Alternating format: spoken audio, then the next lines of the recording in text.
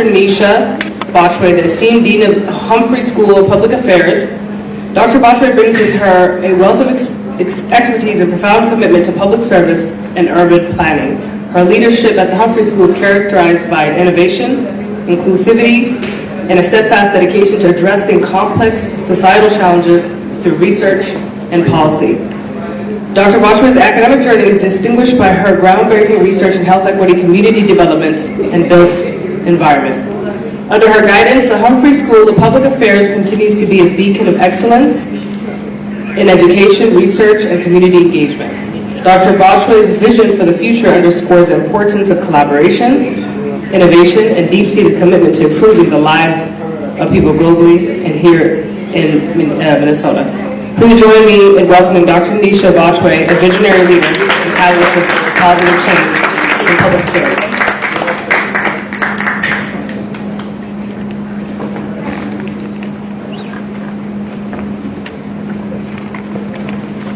Good afternoon, everyone. Okay, I'm going to try that again. So I am from the South. I'm from Jamaica, but then South also like Georgia.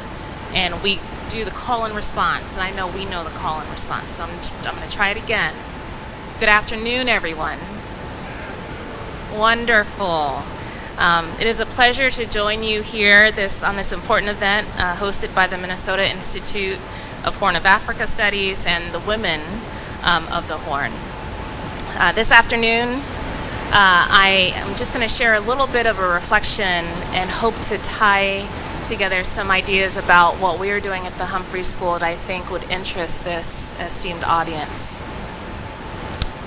So this morning, as the sun began to peek over the horizon, I found myself in my kitchen repotting 2 plants. The first one was robust and really well established. It was easy to get out of the pot, because it had some space still in it. It hadn't fully overgrown the pot. The second one was different. It was young, it was delicate, and it had overgrown that pot. And many of you who plant, how many of you plant and get dirt under your fingernails? So just a few. I know more of you plant. Yes. The roots grew into the plastic. And so I had to take care in pulling them out and taking the plastic out so I could connect and repot that plant into a larger vessel. The process reminded me of the stories that my husband would share about working in the pre-dawn hours in the fields just outside the Asafo village in Ghana, alongside his cousins. His father, Kwesi Botchway, who grew up there in the Asafo village, later served as Ghana's finance minister for 13 years under Jerry Rawlins. Dad, like you, also understands the importance of nurturing plants, people, and communities, both here and at home. This act of nurturing plants resonated with me deeply, much like the work done by the Minnesota Institute of Horn of Africa Studies and the United Women of the Horn. It's about carefully cultivating growth, embracing diversity, and ensuring that each individual and community can thrive, especially as they are replanted into a new community, regardless of what the mission is. Let me say thanks to Hafsa for your wonderful introduction of me today and your tireless effort of our shared mission. It is my honor to acknowledge those who have been here today. Assistant Secretary Molly Fee. I know Mayor Jacob Fry will join us a little later. Senator Amy Klobuchar was here earlier. Their presence truly underscores the importance of this summit and the collective efforts we are making towards development, inclusivity, and diversity. So at dinner last night with Assistant Secretary Fee, she noted some concerning trends. These are trends that many of you are likely aware of: the global rise in authoritarianism and the struggles with democracy. along with increasing climate shocks. These issues, he noted, are catalytic exchanges, highlighting the urgent need for solutions and collaboration with people across our diaspora. We must ensure that the work to address these challenges does not overshadow the strengths and opportunities that exist in Africa and in African communities here in the state and around the U.S., particularly in a few areas: in technology, in food security, sustainable management of land and water, and education. These all are foundational to driving economic well-being that I know is a prime area of emphasis for this community. This is our approach at the Humphrey School, not allowing the challenges to overshadow the opportunities. Problem solving while also celebrating the advancements we achieve together. Our commitment to these values is at the heart of every single thing we do at the Humphrey School.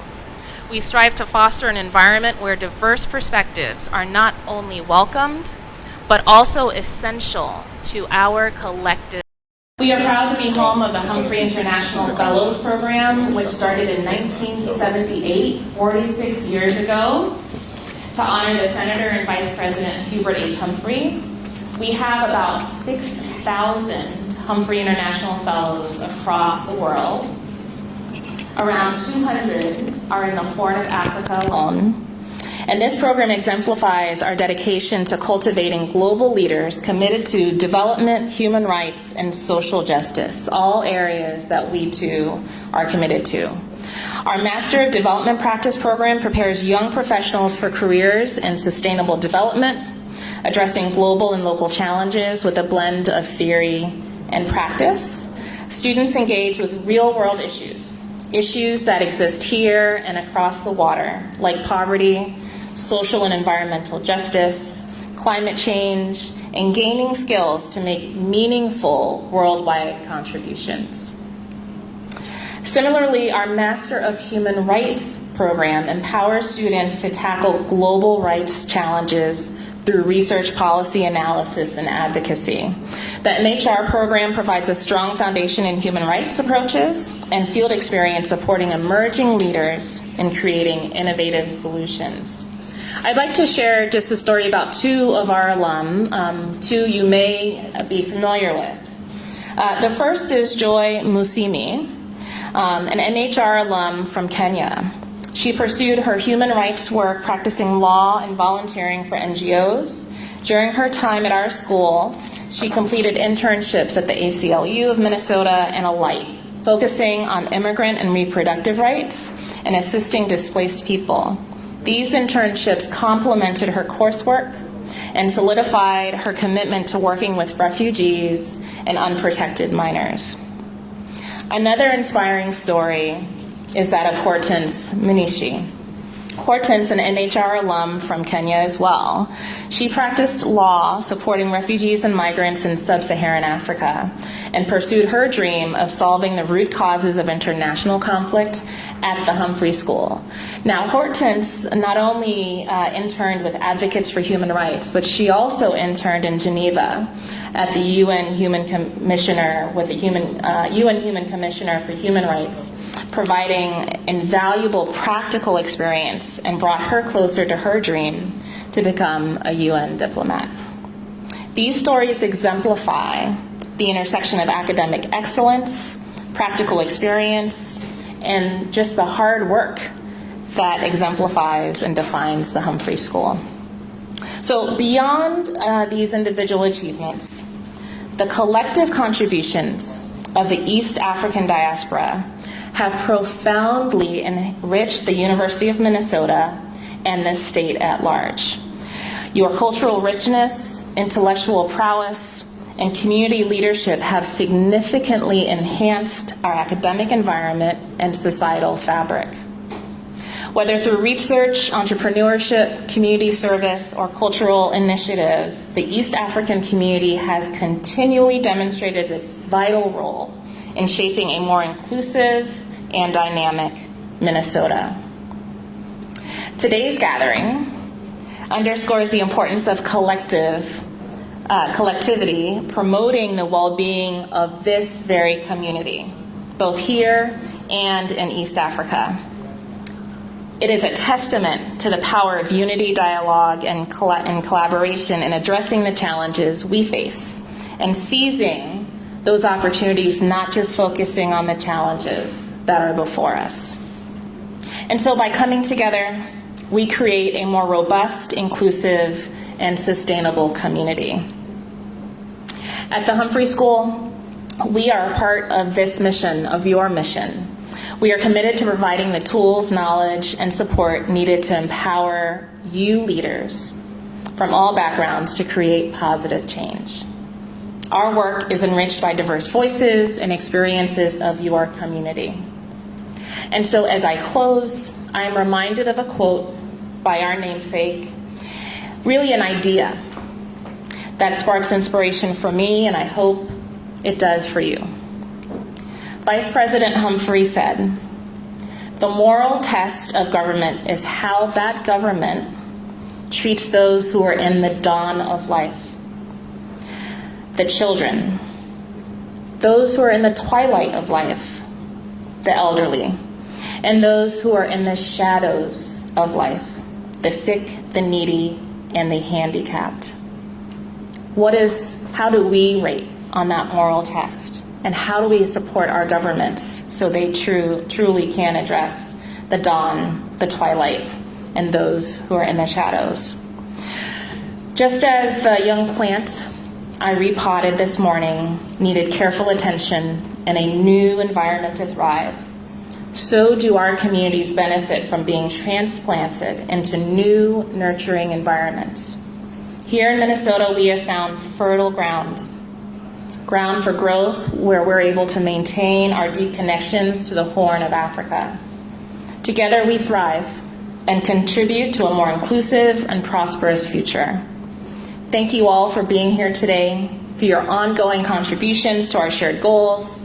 Let us continue to work together to build bridges, create opportunities, and foster community where everyone can flourish. Thank you.